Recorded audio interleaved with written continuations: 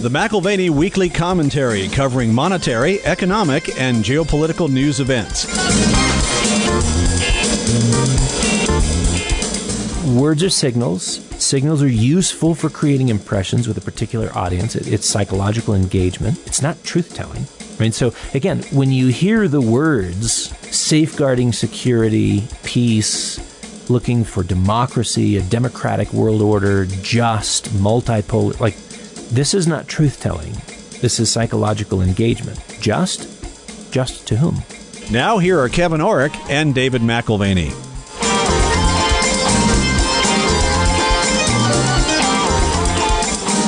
Welcome to the McAlvany Weekly Commentary. I'm Kevin Orrick along with David McAlvany.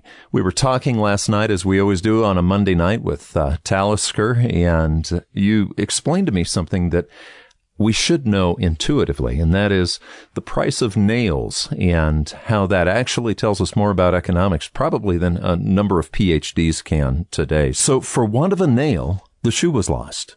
For want of a shoe, the horse was lost. For want of a horse, the knight was lost. For want of a knight, the battle was lost. For want of a battle, the kingdom was lost. So a kingdom was lost, all for the want of a nail. You know, the fun thing about taking an interest in economics is that it takes you to so many various rabbit holes.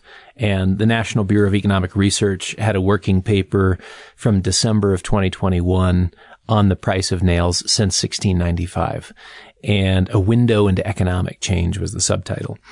And it's interesting in the same way that the Big Mac Index is interesting. The Big Mac Index tells you kind of on the street level, what's inflation doing? If you're in Turkey, what's a Big Mac cost you? I think that was Richard Russell, wasn't it? The Big Mac Index. He was the one who reported on that, I think. Maybe it is. The idea is that you've got some gauge of pricing. And so the story of the nail from 1695 to the present is also intriguing because it tells you something about the benefits of deflation over time. Now, I mean, there's a few factors. There's a decline in price for nails from the 1700s to the 20th century. And a part of that is that material prices are coming down. Part of it is that productivity is increasing. And that's through a variety of factors, manufacturing, specialization, what have you.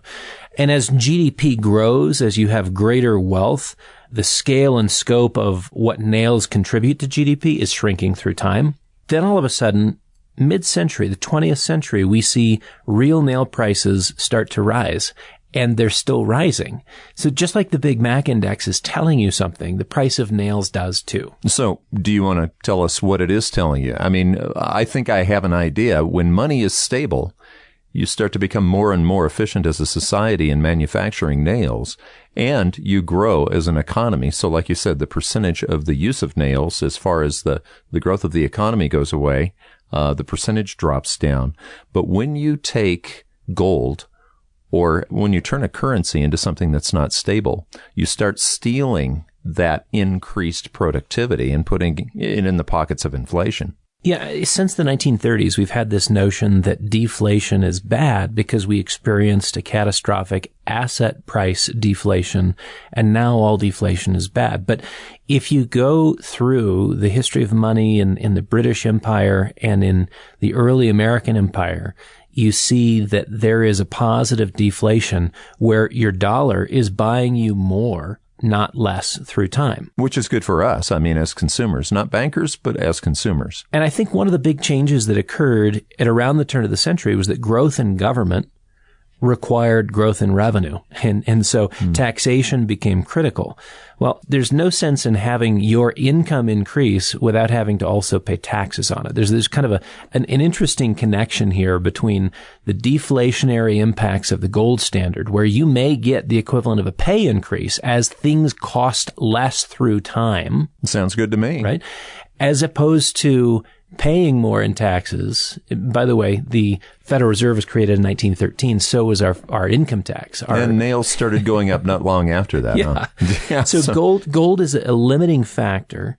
Deflation prioritizes the consumer. Inflation prioritizes the government. And you can see this play out in particular ways. I get to talk to folks who are coming into retirement every day. Right. And it's not a rare occasion where I'm talking to retirees or having to leave their homes because the property tax that they pay is far in excess of what their mortgage payment was originally. They've paid for the house long time ago, but as there's been an increase in value in the property itself, property taxes keep marching higher too, to the point where it's no longer affordable for them to even stay in their own home. So, you look at the inflation over the last century because of this. Well, the government has sold us on this, to be honest with you, as far as this fear of deflation. In other words, they're like, you should fear that your dollar is going to go further and further and further. So what did we do? We went off the gold standard and they said, we're doing you a favor, but here's what we're going to do. We're going to leave the dollar on a petro standard. In other words, you can't buy oil without U.S. dollars. And that gives the stability to the dollar. So even though we've had inflation, the dollar hasn't completely collapsed because up to this point, you could only buy oil in dollars. Now, that takes us to what's going on over this last week, Dave. Yeah, and there's some definite comment there for Russia. I just want to say one more thing about social change through time. And you think we're making more money, and we are, but it's not buying what it used to. And, right. and I think one of the best sort of social reference points here to move past the Big Mac index and the price of a nail, we used to be able to operate just fine in a single income household. Right. And now it's almost impossible to now you survive. need 2.5 people. That's right. Yeah. That's right. So just the math of who has to work just to make ends meet tells you something that has shifted dramatically. There's a real cost to inflation. Okay, but we really have enjoyed exorbitant privilege here as Americans because, in a way, the dollar still has been used as the reserve currency of the world. Now, we have had a shift here recently, and that is that Putin's saying, you know what? Yeah, we'll sell our oil. If you're not going to let us do it in dollars, we'll do it in rubles. And there's sort of a gold hint behind the ruble as well right now. Yeah. Yeah. And so one thing I want to say about the next week or so, just to put this on your calendar, we're on the eve. We're close to the happiest day imaginable for U.S. taxpayers going back to 1913. And I mean, we celebrate this around our house with kumbayas and roasting marshmallows. So it wasn't just the Fed. It's the IRS that April came 15th, about. April 15th, we love the day. It's one of the happiest days imaginable for U.S. taxpayers. We're going to be doing our Tactical Short Quarterly call on April the 14th, the day before, the eve of the happiest day imaginable for a U.S. taxpayer. You can join us, Doug Nolan and myself, the eve of that happy day, April 14th, and we'll talk about Instability 2022, inflation, war, in China. If you haven't had a chance, register for that. Yeah, register at mwealthm.com. That's mwealthm.com. So as we've described, we've got record trade surpluses in Russia. Yeah. That's continued with oil and gas flowing and the free flow of currency never ceasing that inbound track to Russian companies. So even with sanctions, they're seeing record trade surpluses right now. We didn't cut them off from oil and gas. Certainly Europe didn't. So it's not been a unified move. So many have wondered about the request to be paid in rubles for oil and gas, which, like the petrodollar of the 1970s, ends up supporting the currency by generating a forced audience of foreign currency holders. Is it reasonable to think that the request the Russians have made amongst their trading partners will be carried out? I mean, I think it certainly seems a reasonable probability from China. There's other trade partners that perhaps would be less inclined. I guess it depends on your preferred association, the established world order or the new world order, in which the Russians and the Chinese, have a prominent role. So you've got the new world order, you've got the new world order, like you told me last night. How many world orders do we have? But oil has always seemed. I mean, if this happens, where oil is now sold for rubles, this is sort of a first, Dave, because we've militarily intervened in the past when countries wanted to move something in oil in something other than the dollar. And you can see why China would be supportive of the move, because in essence, it's the first olive out of the jar. Why wouldn't you begin to condition the world to seeing global trade, not just for commodities, but finished goods in a particular currency? And don't the benefits begin to accrue in terms of the stabilizing of the RMB and the let's create sort of the universal presence of the RMB within the global financial system by requiring that those trade contracts are settled in RMB, just like is being proposed with rubles for oil. So what's going on is not just a geopolitical realignment. What we're talking about is a geofinancial or geoeconomic realignment at the same time. But so let me ask you, global oil production. The United States, I think, edges out Russia slightly, but not by much, do they? No, that's true. And I mean, this is really an important and underappreciated point, that currency stability is a part of kingdom stability. And so we want to see dollar stability if we're going to see dollar leadership continue in any way, shape, or form. And to the degree that you see currency stability emerge with other countries, then that leadership is to some degree challenged. So in a way, you're saying, for want of an affordable nail, a kingdom is lost. Well, this last weekend in Hard Asset Insights, my colleague Morgan Lewis wrote about how crucial this issue of currency stability is, and pointed to the fact that under the gold standard, credibility and stability were one and the same thing. It was embedded in the currency itself. When we moved away from the gold standard, credibility is tied to the actions of the Federal Reserve, to the central bank community. So now credibility is sustained, only sustained by the actions that they take. What is left of it can compromise currency stability. And that has a whole set of consequences, including even higher priced nails. So yes, I agree with Morgan as far as the Federal Reserve being the main provider of stability, but there is something else. Our military has provided stability through protecting the petrodollar. And that's why I would like to look at global oil production and just what role does Russia play if they are starting to take rubles for oil. Yeah, I mean, we're still at the top of the pack. Global oil production by ranking begins with the U.S. at roughly 12%. Russia is second at 10%. Saudi Arabia is right behind Russia in terms of crude production. And a small note, the IEA pencils out percentages differently, but the rankings are the same. And then you've got natural gas, the other major energy input. Mm-hmm. And natural gas production has Russia in the number 2 seat behind the U.S., but with even larger reserves than the U.S. has. So Russia has the largest reserves in the world. And I wonder if they'll have even larger reserves if they stay in the areas that they've been taking in Ukraine, because Ukraine has huge natural gas reserves. You know, there was a Harvard International Review back in October of 2020 that highlighted the Ukrainian development of its own natural gas fields as a massive economic growth opportunity and as a move towards independence. And they are the second largest reserve in Europe behind Norway.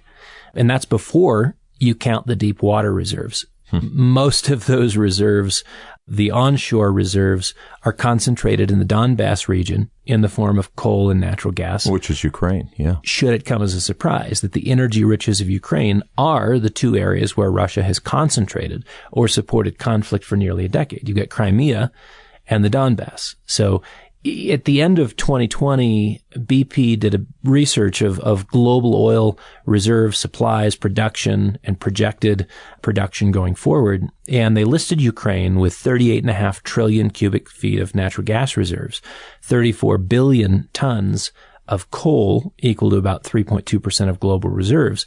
It's really important to see what is just off the coast of Crimea. That would be an interesting report to attach to the show. So do you want to go Happy ahead to do it. Yeah, attach those to the show. Happy to do it. Both the IEA report and the BP report on energy economics. So if we were going to look at U.S. policy, strategic policy over the last 30 or 40 years, we can definitely see the reason why energy played such a role in the mix, because the dollar was the petrodollar standard. So gas reserves, I know the Black Sea is known for its gas reserves as well. So what if we just had glasses, Dave, when we put our glasses on, that just looked at things in energy terms? Would it explain what Putin is doing in a more reasonable way? Well, it might. And I mean, this is a possible explanation, but you do have significant gas reserves in the Black Sea that have been left unexplored by the companies that had negotiated the rights to do that back in 2012. So you had both ExxonMobil and Royal Dutch Shell in cooperation with a Romanian company that had the rights to explore and exploit the deep water resources off the coast of Crimea. And so as jurisdiction became an issue in 2014, following the Russian seizure of Crimea, they've done nothing with it. Nothing's happened. So with Crimea, the Russians picked up valuable oceanfront property. You've got your warm water ports, and they also have the deep offshore energy assets. So between Crimea and the Donbass region, you have most of Ukrainian energy assets. You bring up warm water ports, but you not only have to be able to have the energy, but you've got to be able to move it. So those warm water ports are really critical. So let me ask you a question then. Is Putin just simply expanding his energy footprint worldwide? Is this an economic decision as much as any other type of ideological decision? Throwing into the mix New York Times op-ed from March 29th, I think maybe shed some light on that. The title was, "What if Putin didn't miscalculate?" What if this is a heist as much as it is a war? If this is about securing Russian energy dominance in the 21st century and underscoring monopoly-like flows to Europe, then Putin doesn't need all of Ukraine. He just needs the territories that are asset-rich from an energy standpoint. Interesting. So the op-ed finishes with a healthy reminder that, and the writer says, again, in war, politics, and life, it's always wiser to treat your adversary as a canny fox, not a crazy fool. So I thought that was an intriguing look at what may be a more reasonable explanation of what is happening. It's not just an insane thing that he's doing as a result of bad health. It's a heist. One thing is certain. You've got Putin who's done the math and will pay in Russian blood and bodies for Ukrainian resources. You look at how Chechnya was handled. You look how Grozny was handled. If frustrated, Putin will attempt to win by any means necessary. Yeah, so he'll pay in Russian blood for Ukrainian resources, for oil basically, but he'll take payment in rubles. And talk about currency stability, what Morgan was talking about. Yeah, currency stability is very, very critical. Yet look at what happened to the ruble, Dave. When the sanctions came on, the ruble tumbled. Now it's back. Yeah, when we came off the gold standard, it was clear that we had problems. And that's when Kissinger negotiated the sweetheart deal to have oil traded in U.S. dollars. Again, that issue of forcing accounts to hold dollars in order to transact what is the lifeblood of the global economy. Right. And so, to see the U.S. dollar losing credibility and then credibility be regained, not actually by the Fed, but by this transaction mechanism. It seems that sanctions going to Russia now, sanctions created a temporary pressure on Russia. And we saw the ruble to dollar exchange rate. It fell from 81 to 1. I think it was actually maybe even 75 to 1. And prior to the invasion, to 140 to 1. Yeah. So it lost almost half of its value relative to the dollar for a season. But the exchange rate is back to 81 to 1. And the flows of energy to Europe have not shifted. They did not stop. It was Poland's prime minister here in the last few days that was expressing frustration that sanctions don't have the kind of bite they could have because of the way Germany has roadblocked or has basically prevented that from happening. Of course, they haven't been willing to sign on to the U.S. In not taking Russian oil. So you had U.S. cessation of imports from Russia, and that's eventually a demand factor, as we've noted. But supplies cannot be increased significantly if you're talking about exports from Russia because of the mechanisms of transport. So pipelines and tankers, that's how you transport it, right? Pipelines and tankers. Right. So we go back to a couple of potential points where you could take oil out of Russia to other places. And you do want a warm water port because, China, if we're just thinking about China as a potential consumer for Russian oil, existing pipelines are at capacity, and your very large crude carriers that are needed to move bulk crude, that's 2 million barrels per boat. Wow.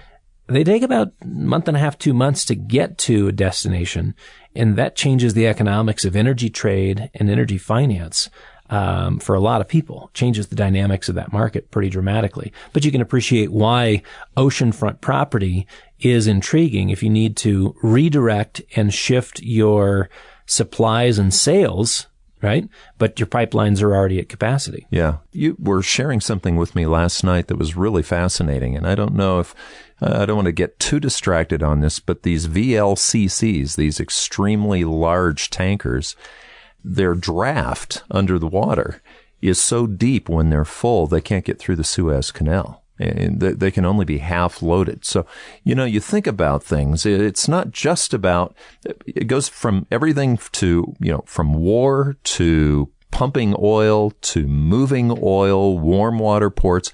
There are so many things to consider. Yeah, I was telling my wife this morning, it's really hard to analyze the news right now because I already know that there's a narrative. They're trying to get me to think a certain thing based on story by story by story. But there are a lot of technical things that go behind even the movement of oil, Dave, that could actually, like you said, be costing a lot of blood right now. Yeah, the bottlenecks, the transport bottlenecks are very real if you're talking about redirecting resources, that is natural resources, commodity resources to another destination. Very fascinating to watch India jump on the opportunity to buy cheap Russian oil. And, that in itself may be one of those defining things because India has been more aligned with Australia and Japan, the U.S., and if they, in fact, given a thirst for oil and energy, shift in the direction of Russia and China, it's an interesting development to watch. So that issue of a transport bottleneck, it's just because there's not that many ships that can actually carry it. And you think, well, 2 million barrels is a lot. Yeah, but keep in mind, we're consuming basically 100 million barrels a day.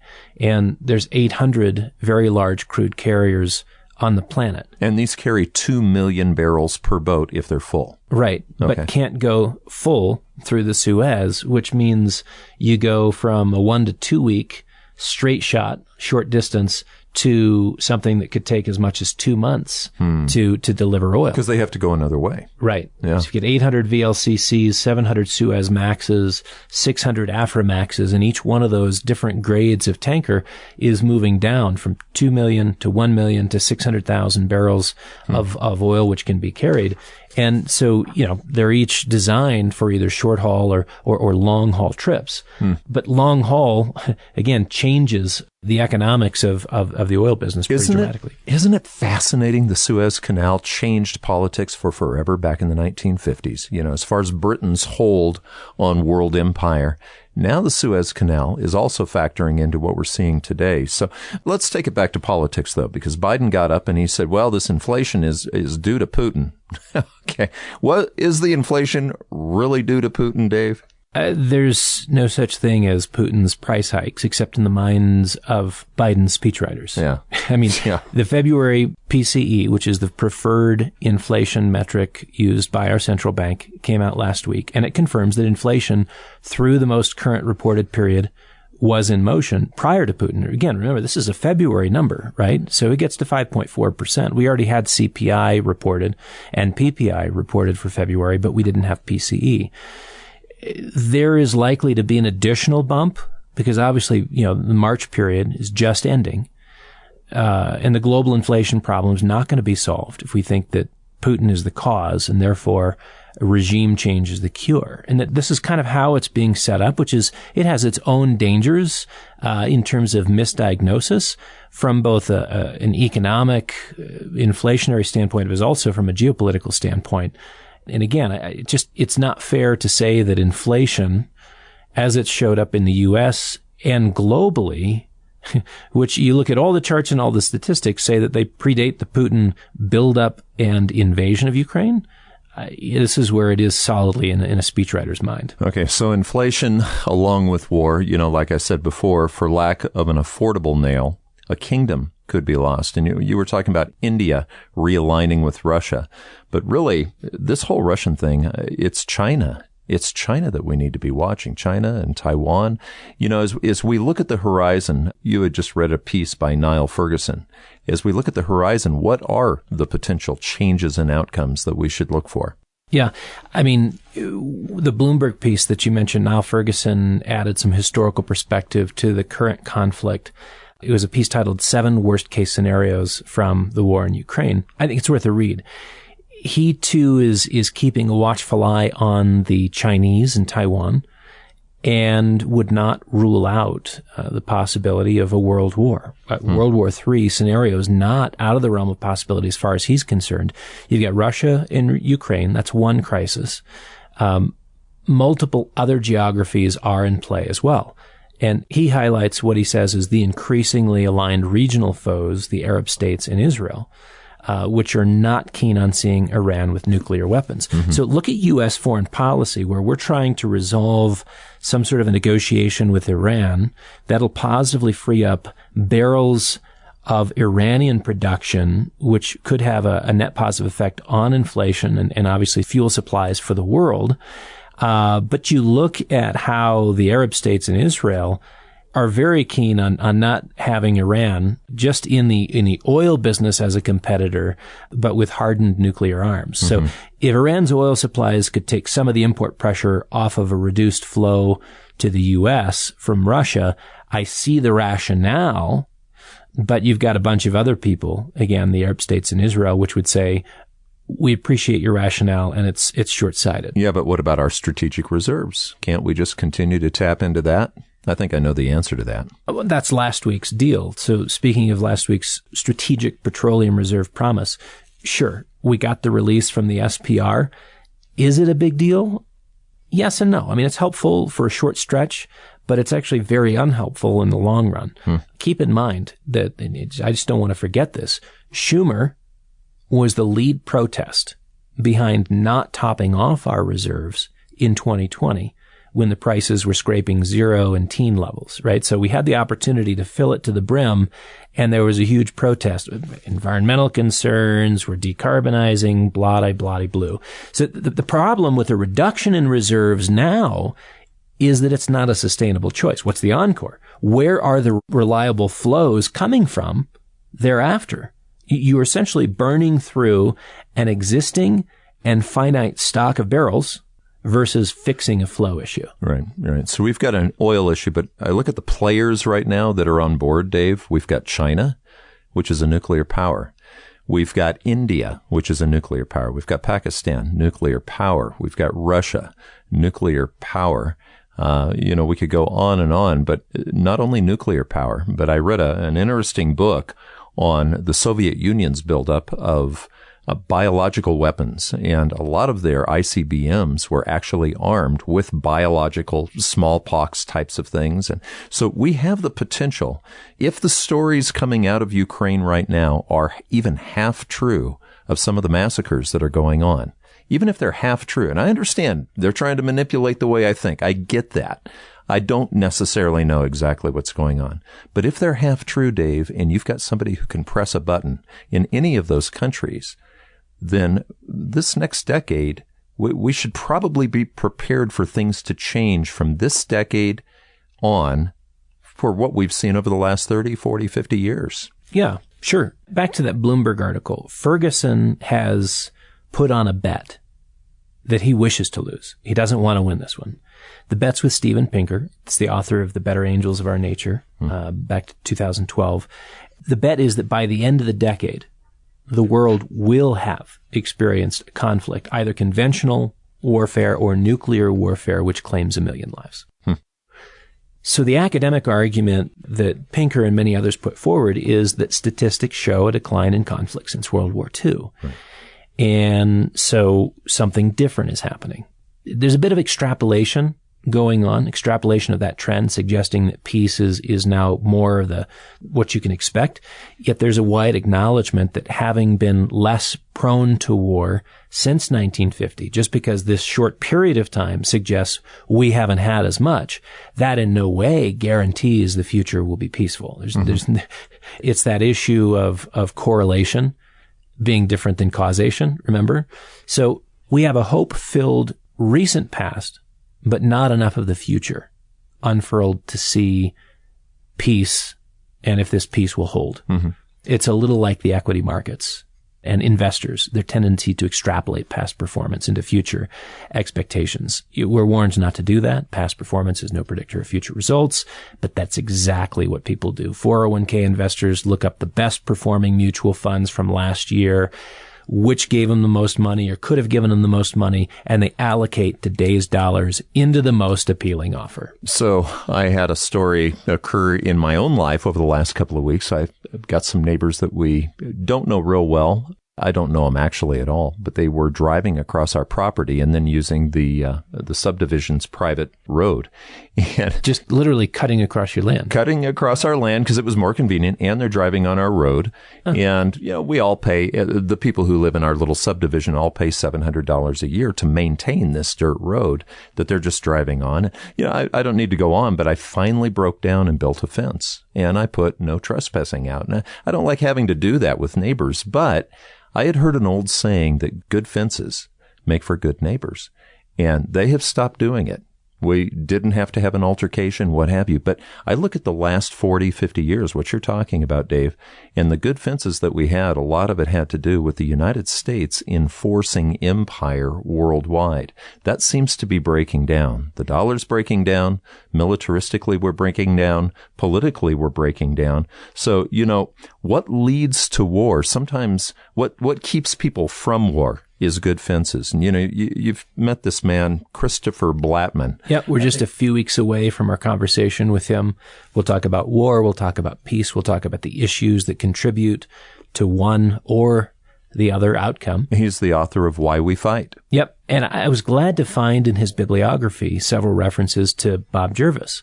He's a commentary guest from 2019. Very good conversation. I suggest you find it in the archive. What Jervis brings in as a very critical element into appreciation of international relations is psychology. Right. Narrative. And how people are perceiving things and how they react to those perceptions. There's room for propaganda. There's room for deception. There's room for misunderstanding. And it crosses over well into some of the themes that Christopher Blattman has, again, on war and peace and how we exist in one state or the other. So thinking back to this Bloomberg article with Niall Ferguson, world war is not inevitable. It may be more likely than, say, it was 10 years ago. But I think his point is that peace is not inevitable either. I think about Jervis, what you're talking about, and then exactly what my conversation with my wife was this morning, which is what's the narrative they're trying to sell me, no matter how true the news story is. And, you look at Lavrov, who is Russia's foreign minister. The way he describes the war from Russia's standpoint doesn't match at all the narrative that I'm hearing. Well, yeah, expressed, he said, a real war, a total war, was declared on us. Yeah. And again, this is Russia's foreign minister taking sort of a victim's perspective. Really interesting. Yeah. He said a total war was declared on us to destroy, break, annihilate, strangle the Russian economy and Russia as a whole. And then, Kevin, this is fascinating because the Lavrov-Xi connection, this is where it gets troubling, in part because meanings and definitions are used with, let's say, a lack of clarity. And so Lavrov paints the picture of a new world order saying we're living through a very serious stage in the history of international relations. We, together with you and with our sympathizers, will move towards a multipolar, just, democratic world order.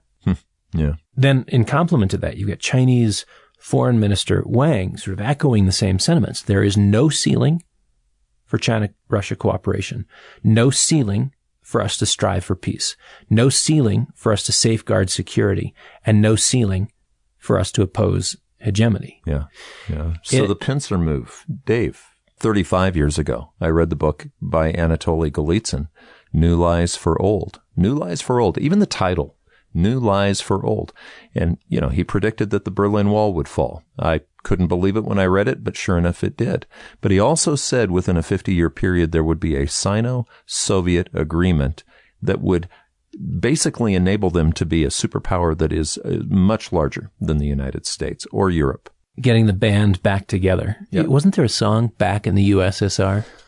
Yeah, that's the Beatles. Okay. And getting the band back together is the Blues Brothers. So you're referencing a lot of stuff. Great. Well, this is interesting. What do they mean by multipolar? Yeah, or just. What do they mean by just? Yeah. And democratic world order? When I think of a Sino-Russian version of democracy. You think of democratic world order? Yeah, right. I think also, it's hard for me to push this out of my brain, but I think also of the idea of equality and fairness being institutionalized by the Taliban in Afghanistan. What? Yeah. You're doing what? What do you mean by equality and fairness? I don't think it's the same thing as what I mean. Same words, different language. So this is one of the things that I go back to Thomas Schelling and I go back to Bob Jervis. Words mean nothing. Actions mean everything. Right. But words can alter actions. They can. Yeah. Words are signals. Signals are useful for creating impressions, desired impressions with a particular audience. It's psychological engagement. It's not truth-telling. I mean, so again, when you hear the words safeguarding security, peace, looking for democracy, a democratic world order, just, multipolar, like, this is not truth-telling. This is psychological engagement. Just to whom? Multipolar? I mean, look, we do the same things. It's not as if the West has a monopoly on language. We can use language and abuse language as well. But again, opposing hegemony? I don't think they're opposing our hegemony as much as they are displacing it with a new power structure. I mean, keep in mind, power abhors a vacuum, and it's not as if they just want us out. That's not what they're moving towards. They're moving away from us and towards something very clear. It is their displacement of our power with a new power structure. So their hegemony in replacing ours is the way forward. That's getting the band back together. So, Dave, it seems almost trite to talk about the financial markets, but they are an indicator oftentimes of how things are going. Quarter one, we just finished quarter one. Now we're about to get the results and see how it went. It's been wild, hasn't it? Yeah, and prices are their own language. And again, we come back to issues of interpretation. What do they mean? We talked about this last week when we talked about yield curve inversion and the interpretations of the long bond not moving while the short bonds and the short end of the curve are moving higher. And so there is an interesting overlap between the linguistic confusions that we have as we look at international relations and what people take certain signals to imply about a future in terms of prices and the directions of the markets. Well, and Russia's not the only thing, right? I mean, quarter one, it's been wild, but Russia's was a latecomer to quarter one. Right. If we look at Q1 in review, very much a wild start to a new year. Russia's in the mix, but the action in the financial markets predates as much as inflation predates Putin. So I think the easy scapegoating is not the equivalent of quality analysis, and it doesn't lead you towards anything that would be fruitful, certainly from an investment thesis. So what does Mr. Bond tell us today? Well, for Q1, U.S. bonds had their worst quarter in 40 years. And so maybe we see an immediate bounce, some sort of relief as we come into the second quarter. We don't want to extrapolate along a trajectory indefinitely. That's very easy to do. But, the bond market, interest rates are going higher and higher and higher and higher and higher. Maybe we have some moderation of that here in the second quarter. I think if you took a long-term view, that may be true, that interest rates have a longer-term trend to fulfill. The bond bear market, which we experienced in one quarter of 2022, after a 40-year bull market in bonds, you could hardly argue that 90 days is sufficient to work off 40 years of a head of steam and excess within the lending and credit markets. Yeah, but the investment bonds, I mean, it was a radical drop. So performance-wise, yeah, you got the worst performance in U.S. bonds in 40 years. Investment-grade bonds lost 8% in one quarter. In a quarter. And these are investment grade. Yeah. Right? High yield bonds, nearly 5% down. Long treasuries, over 10%. Spend a little time looking at the charts of LQD, HYG, and TLT, the ETF bond indices, right? That's where you'll begin to see a picture of what I'm talking about. Then you had peripheral European debt, which exploded higher. So bond yields were higher in France, and Spain, Portugal, and Italy. And this is even in the context with Madame Lagarde promising to do what's needed to accommodate the financial markets. Go a little bit further around the world, JGB's Japanese government bonds went from 7 basis points into the 20s, and that brought Kuroda out to proclaim his sort of capping of bond yields with a guarantee of any quantity of buying necessary to do so. Just like the European Union did years ago. Yeah, and the yen absolutely loved that. A quote from Haruhiko Kuroda, the yen's depreciation has a more beneficial impact than a negative one, so long as the depreciation is gradual and in line with the nation's economic fundamentals. And he went on to say, there is still no need to tighten monetary policy in response to a transitory trend as opposed to a sustained one. The economy actually needs a continued loose monetary policy to keep the recovery on track from the COVID pandemic. So here's a holdover from the transitory crowd. He's sticking with that. And lo and behold, the yen has moved to multi-decade lows. Mm-hmm. So plenty of volatility there, plenty of volatility in the yen market. Note that gold in yen terms is looking pretty good. Right. Is looking pretty good. That's looking good in everything right now. Yeah. So we could talk about the yen and the RMB all day long. There's a great case to be made in the most recent Grant's Interest Rate Observer for the yen depreciation triggering an RMB depreciation. And so to see a forced devaluation within China, that could be quite intriguing. With that, the assumption would be that U.S. equity markets are put under pressure. So back to bonds, we had the Bund market, which is the German treasury market, went from negative 20 basis points to positive 50 basis points. So huge losses in Bondlandia.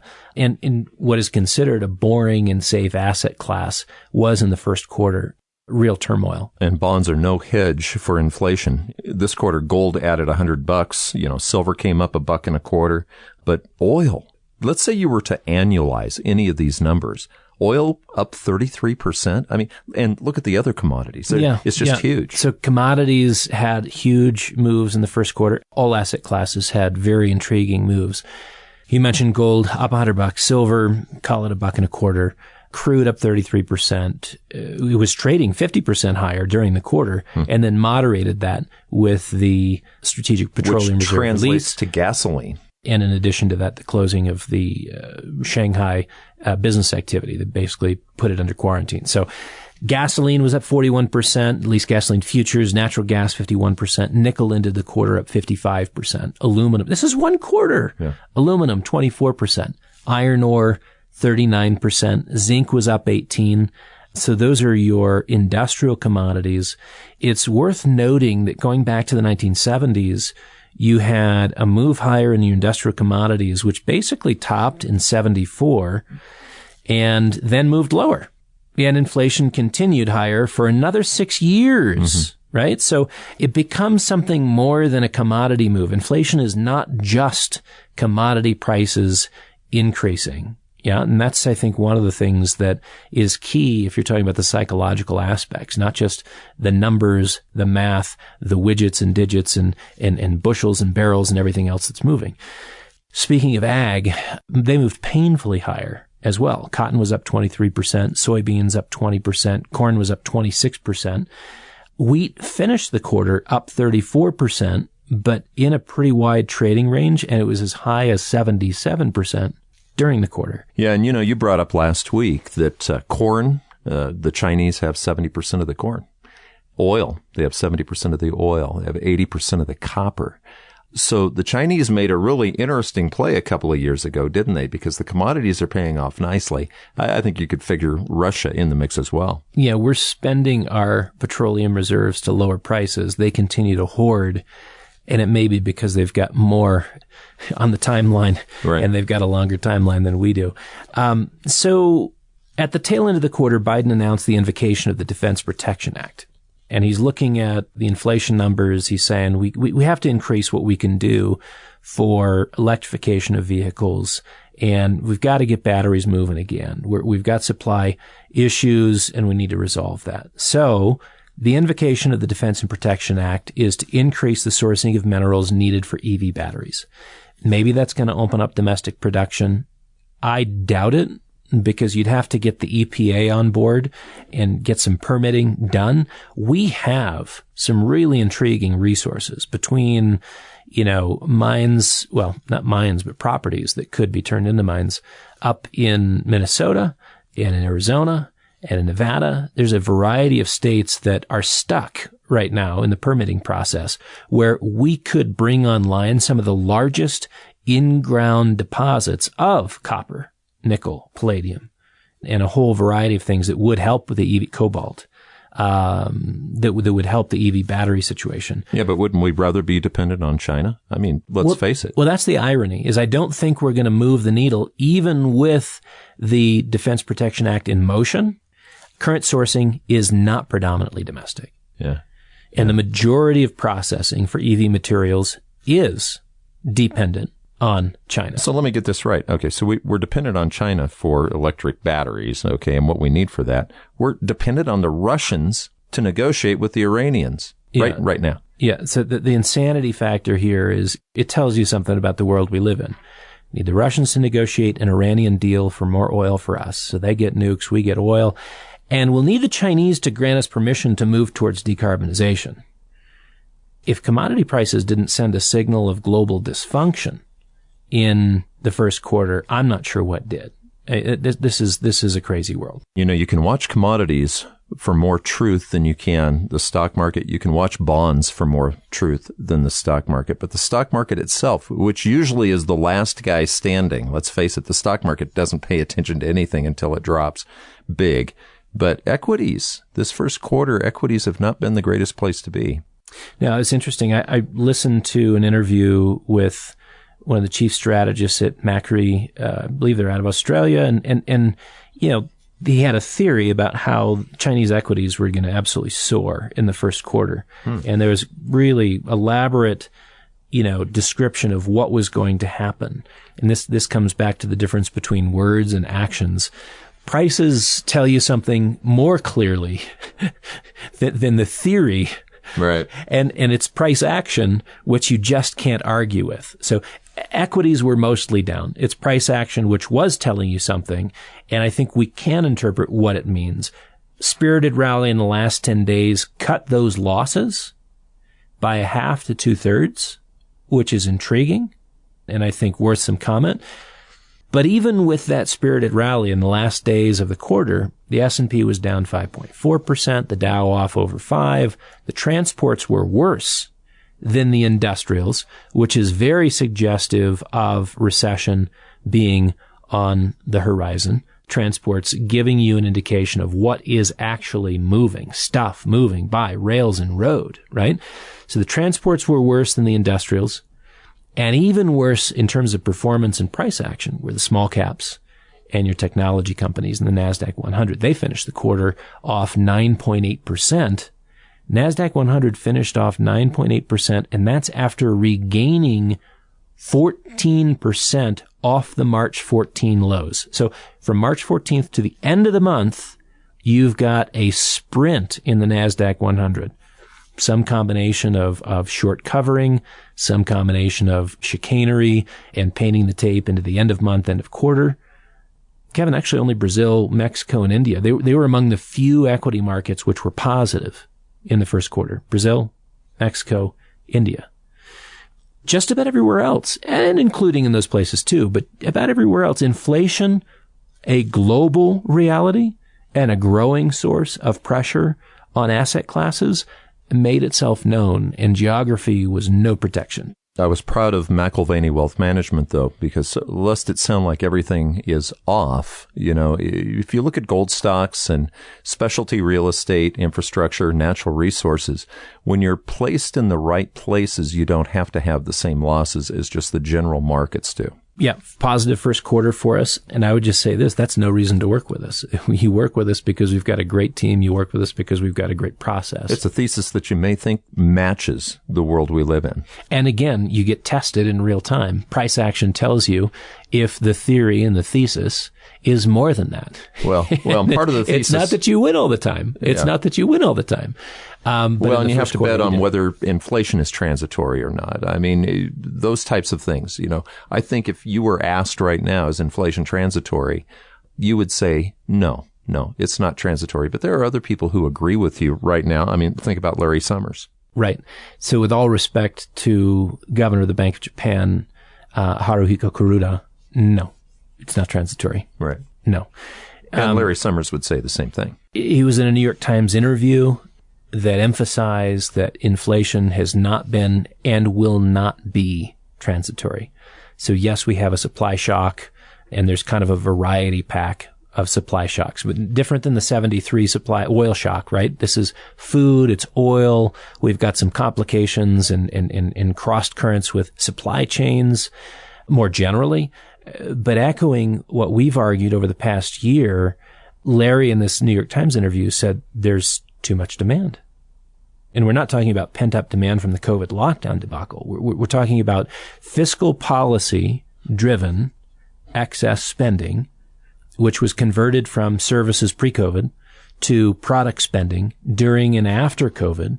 Well, and a lot of people would say that's the stimulus checks and they're going to run out. But a lot of those stimulus checks were never spent. Very critically, Summers points out that only about 30% of the stimulus checks were spent. So we can confirm that, talking to bankers across the country who complain about excess deposits and nowhere to put them. There's nowhere to put money to work today. Yeah, a banker that doesn't want any more money coming at him. That's an anomaly. Let that sink in. If excess consumer demand is a key contributor to inflation, increasing wages, and yet to be spent stimulus checks, they're going to continue to impact inflation statistics over an uncomfortably long period of time. We're not talking about months. We're talking about years, not months. The rate of increase, yep, that should moderate. Are we going to have the same kinds of increases we've had over the last year or two? I doubt it.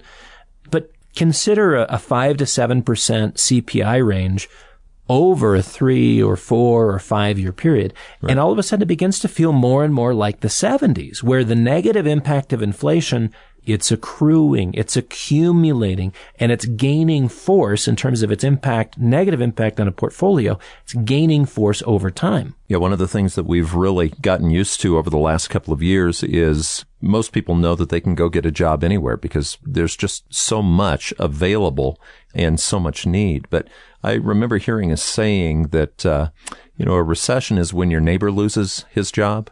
A depression is when you lose your job. What we haven't really experienced, Dave, in the last few years is either recession or depression. But what we definitely haven't experienced is recession tied to inflation. And I've always hated the word stagflation because, to be honest with you, that's an understatement to a very painful time. Yeah, I mean, when you don't have as much economic activity and when you have prices increasing, even if you've got wage growth, which can be a part of the factor on inflation, it's just not keeping up. It's not keeping up. The anxiety, the stress that creates, the destructive impact from a family standpoint, the severity of inflation in terms of its social impact is always tied to its duration. And I think we're talking about stagflation settling in for sort of a long-term stay. Mm-hmm. So the duration of this inflation is at least several more years. Excess demand, again, coming back to this notion that there's a lot of money that through fiscal stimulus has been put into the system. And we're talking about unspent stimulus checks. This is a huge factor. If Larry Summers is right, and just 30% of that stimulus has been spent, we've got double that amount of stimulus that's already been put in, waiting in the wings. Yeah. Outsized bank deposits. It's all there. Yeah. We talked about this. I've got a client friend who is a banker.